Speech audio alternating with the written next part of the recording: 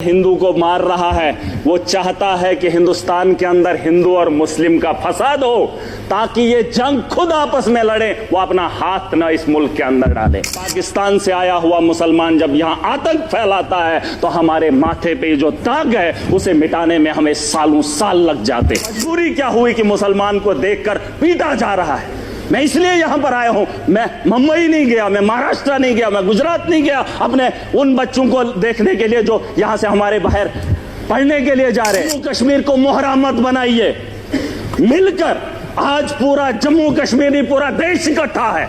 जवाब देने का वक्त आ गया है। ताकत का जवाब ताकत से देंगे, गोली का जवाब गोली से देंगे, तब जाके अमन और शांति की बहाली की उम्मीद कर सकता हूं। 22 तारीख का वो मातम आज हम बात करेंगे, महीने के बाद फिर किसी जगह फिर कोई कातिलाना हमला करेगा, फिर हमारे बच्चों को जो है स्कूल जाने से रोका जाएगा, फिर हमारे घरों में बमबारी होगी, फिर मुसलमान को हकारत की निगाह से देखा जाएगा। आज मौका है, आज मौका है, आज पूरा देश इकट्ठा है, मुसलमान साथ है। देश का हिंदू ये कह रहा है कि मुसलमान आतंकवादी है, तो फिर पूछना चाहता हूं भारत को छोड़कर अमेरिका लोग क्यों जा रहे हैं, कनाडा क्यों जा रहे हैं? और आपको लगता है महराज पाकिस्तान जाना चाहता है? नहीं, मैं भी दुनिया के उन बेहतरीन ममालिक में जाना चाहता हूं जहां बेहतर जिंदगी मुझे मिले। भिखारियों का देश जहां खुद भूखे नंगे लोग हूं, उस पाकिस्तान में मैं जाना चाहूंगा।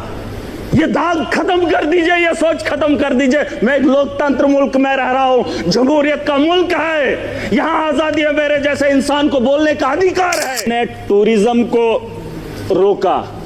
सर, हम पाकिस्तान के उन 4 आतंकवादियों को रोकेंगे अगर, तो ये टेररिज्म ही खत्म हो जाएगा। टूरिस्ट भी अमन से जो है अपने टूरिस्ट की जगहों पे जो है चलेगा। सर, पाकिस्तान की बात मैं करना चाहूंगा। कुछ लोग कहते हैं अपने देश के अंदर भी कि ये मुसलमान आतंकवादी है। पाकिस्तान से आया मुसलमान जम्मू कश्मीर के अंदर या देश के किसी भी कोने में आए तो उसका दाग हमारे माथे पे चिपका देते हैं सर। लेकिन पाकिस्तान के अंदर वही आतंकवादी जब आतंक मचाता है तो उसे पाकिस्तान के लोग खवारिज कहते हैं। क्या कहते हैं? खवारिज कहते हैं कि अपने ही पाकिस्तान में मुल्क के अंदर जब कत्लेआम करता है पाकिस्तान में तो उसे खवारिज कहते हैं, और जब वही आतंकवादी हमारे देश में आता है तो उसे मुजाहिद कहते हैं। सर, ये शर्म की बात है। ये पाकिस्तान को ये बात बताना बहुत जरूरी है। या तो जिन लोगों को आप यहां पे भेज रहे हो वो भी मासूमों का कत्ल कर रहे हैं, और जब आपके मुल्क में वो लोग कत्ल करते हैं तो आप उन्हें खवारिज ना कहिए, आप उन्हें भी वही बात बताइए। बहरहाल सर, गोली का जवाब गोली से नहीं होना चाहिए, क्योंकि सर वो 4 आदमियों को भेजते हैं, हम बोल ही रहे हैं, मजम्मत कर ही रहे हैं, और उससे क्या हो रहा है कि हमारे मुल्क के अंदर अफरा तफरी का माहौल है।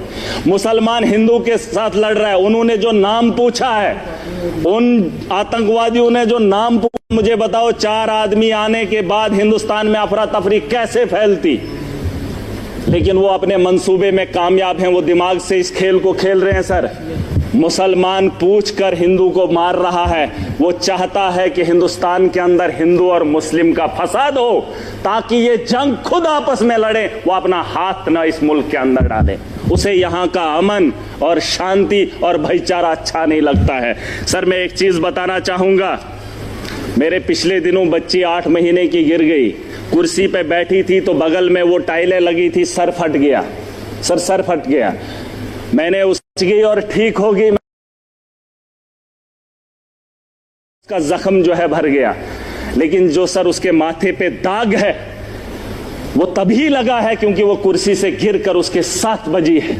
अगर वो कुर्सी पे चढ़ने से पहले ही उसे बचा लिया होता, ना उसके माथे पे कट लगता और ना ही उसके माथे पे वो जख्म रहता। और वो जख्म ये है कि पाकिस्तान से आया हुआ मुसलमान जब यहां आतंक फैलाता है तो हमारे माथे पे जो दाग है उसे मिटाने में हमें सालों साल लग जाते हैं। मैं उसे तो बात ही वही है, मैंने कह दिया है खवारिज है। सर, मैं बताना चाहूंगा, एक बात है जिसे हम लोगों को समझना बहुत जरूरी है। मैं तो समझता था मोदी जी के नेतृत्व में इस देश को चलाया जा रहा है, आतंक के दिलों के अंदर इतना खौफ होगा, पाकिस्तान के अंदर इतना खौफ होगा कि पाकिस्तान हमला करने की मजम्मत भी नहीं करेगा, ये मेरा दिल मानता था। क्योंकि तकारीरें वैसी होती थी, जलसे वैसे होते थे। लेकिन आज अगर वो वक्त आ ही गया है, यहाँ अगर मैं अगर ताकतवर हूँ, मैं चाहता हूँ अगर वो मेरे से गलती करे, मेरे से वो उलझे, मैं चाहता हूँ वो कब उलझे और मैं उसको लफाड़े दो मारकर बिठा दूँ। सर ये मेरा मानना है, अगर मैं ताकत में हूँ, मैं चाहता हूँ अगला मेरे पे वार करे और मैं उसे ताकत से जवाब दूँ। आज नहीं सर, पूरी बात सुन लीजिए। अभी तक घंटी किसी की नहीं बजी, किसी की नहीं बजी। अगर मेरे लिए बजा रहे हो मुझे बताओ मैं गलत बोल रहा हूँ, मैं सही बोल रहा हूँ। मैं कह रहा हूँ सर आज आप यहाँ इजलास बुलाएंगे, बुला लो, मैं भी चला जाऊंगा। मैं आज इसलिए आया हूँ, मैं इस जम्मू कश्मीर का नागरिक भी हूँ और जिम्मेदार भी हूँ। और मेरे नौजवान बच्चे, उमर साहब ने एक टीम बनाई, अलग अलग स्टेट्स के अंदर गए, लेकिन मजबूरी क्या हुई कि मुसलमान को देखकर पीटा जा रहा है। मैं इसलिए यहाँ पर आया हूँ। मैं मुंबई नहीं गया, मैं महाराष्ट्र नहीं गया, मैं गुजरात नहीं गया अपने उन बच्चों को देखने के लिए जो यहाँ से हमारे बाहर पढ़ने के लिए जा रहे हैं। लेकिन मैं उमर साहब का फिर भी शुक्रिया अदा करना चाहूंगा। लेकिन एक बात बताने आया हूं, मैं चाहता हूं सर, मैं चाहता हूं जो बात मैं बोल रहा हूं कि उकसाया जा रहा है। पाकिस्तान बड़े आदमी को, ताकतवर को कभी कमजोर नहीं उकसाता है। अगर उकसाने की गलती पाकिस्तान ने की, मैं खुल के बोलूंगा सर, अगर की, और ये पहली बार नहीं हुआ, जम्मू कश्मीर को मोहरा मत बनाइए। मिलकर आज पूरा जम्मू कश्मीर, पूरा देश इकट्ठा है। जवाब देने का वक्त आ गया है। ताकत का जवाब ताकत से देंगे, गोली का जवाब गोली से देंगे, तब जाके अमन और शांति की बहाली की उम्मीद कर सकता हूं सर। वरना आज ये हाउस चला, 22 तारीख का वो मातम, आज हम बात करेंगे, महीने के बाद फिर किसी जगह फिर कोई कातिलाना हमला करेगा, फिर हमारे बच्चों को जो है स्कूल जाने से रोका जाएगा, फिर हमारे घरों पे बमबारी होगी, फिर मुसलमान को हकारत की निगाह से देखा जाएगा। आज मौका है, आज मौका है, आज पूरा देश इकट्ठा है, मुसलमान साथ है। यहां उधमपुर में, पहलगाम के बाद उधमपुर में आतंकवादी हमला हुआ, एक मुसलमान ने गोली खाई। मैं चाहता हूं कि आप यहां पर यह दाग न लगाएं, पाकिस्तान को मौका मत दें, मत दें। ये मेरा घर है, मुझे पाकिस्तान के वास्ता नहीं है। अगर देश का हिंदू ये कह रहा है कि मुसलमान आतंकवादी है, तो फिर पूछना चाहता हूं, भारत को छोड़कर अमेरिका लोग क्यों जा रहे हैं, कनाडा क्यों जा रहे हैं? और आपको लगता है महराज पाकिस्तान जाना चाहता है? नहीं, मैं भी दुनिया के उन बेहतरीन ममालिक में जाना चाहता हूं जहां बेहतर जिंदगी मुझे मिले। ये भिखारियों का देश, जहां खुद भूखे नंगे लोग हूं, उस पाकिस्तान में मैं जाना चाहूंगा।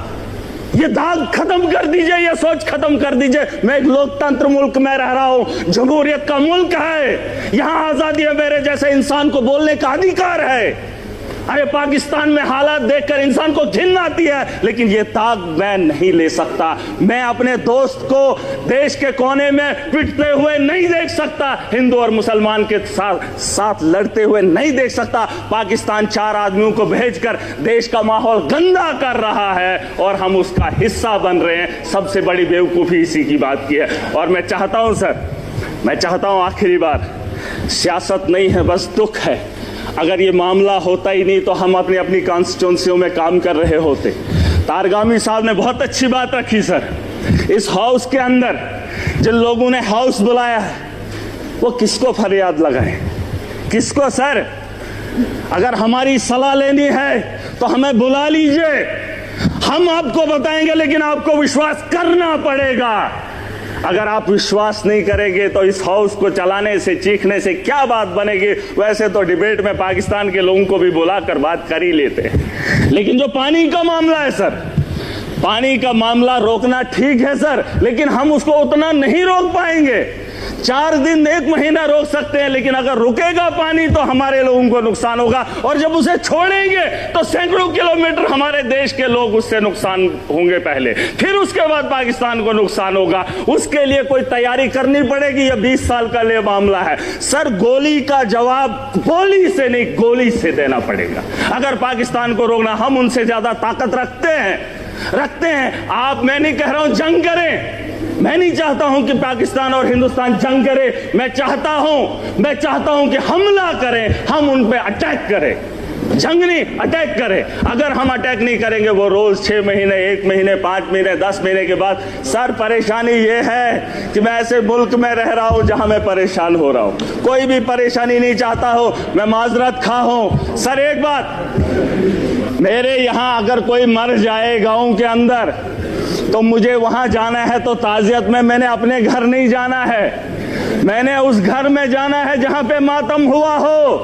पूछना चाहता हूं सर, अगर बैरून ममालिक का ये दौरा रद्द होता है तो फिर बिहार जाना जरूरी नहीं था, पहलगाम आना जरूरी था, उन लोगों से दर्द बांटना जरूरी था। सर ये मेरा एक दर्द है, दुख है जो मैं बयान कर रहा हूं। Thank you.